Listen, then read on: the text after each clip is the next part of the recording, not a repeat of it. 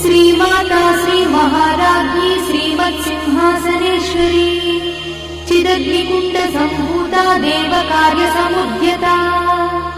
उद्यद्भानुसहस्राभा चतुर्बाहुसमन्विता रागस्वरूपपाषाढ्या क्रोधाकाराङ्कुशोज्ज्वला मनोरूपेक्षुकोदण्डा पञ्चतन्मात्रसायका निजागुणप्रभापूरमज्जद्ब्रह्माण्डमण्डला चम्पकाशोकपुन्नागसौगन्धिकलसत्कचा कुरुविन्दमणिश्रेणी कनत्कोटीरमण्डिता अष्टमी चन्द्रविभ्राजदलिकस्थलशोभिता मुखचन्द्रकलङ्काभवनाभिविशेषका वदनस्मरमाङ्गल्यगृहतोरणचिन्दिका वक्त्रलक्ष्मीपरिवाहचलन्वीनाभलोचना